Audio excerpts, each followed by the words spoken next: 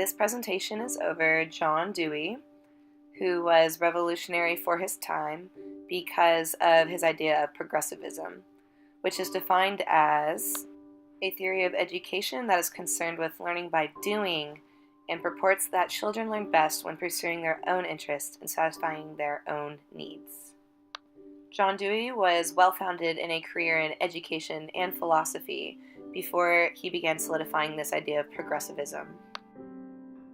Dewey began his college education at the University of Vermont, where he graduated in 1879, and then taught high school for 2 years, which is where he gained his passion to pursue a career in philosophy.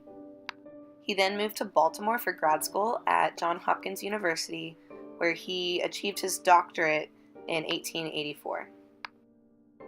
He remained working in academia and took a teaching position at the University of Michigan, where he remained for the next 10 years.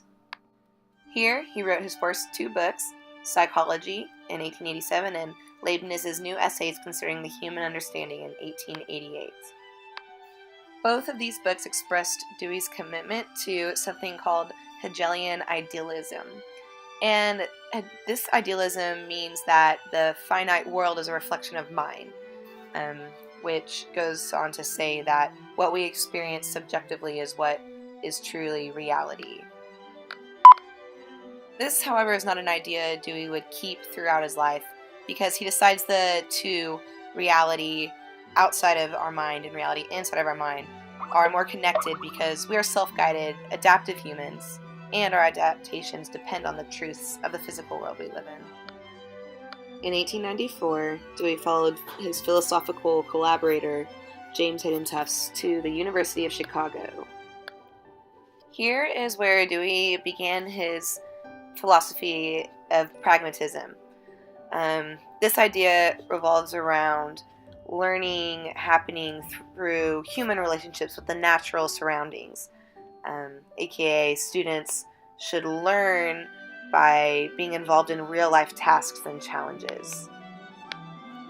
At Chicago, Dewey founded and directed a laboratory where he could directly apply his developing theories through pedagogical methods, many of which pertain to inquiry learning. The work he did in this laboratory led to his first major contribution to education, his book called The School and Society in 1899. In this book, he goes into detail about a framework for a more progressive education. After reading a summary of this piece of Dewey's work, I really admire it a lot because it was the first to address how our education system is the product of the Industrial Revolution.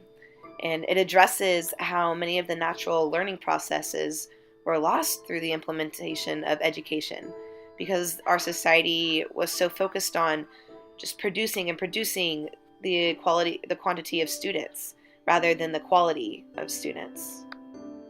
One idea which influenced Dewey's philosophy of pragmatism was his theory of experience. And this idea entailed that not all experiences will be the same for everyone, because we all have had different prior experiences which will influence how we take in the present experience. So this is basically founded in continuity.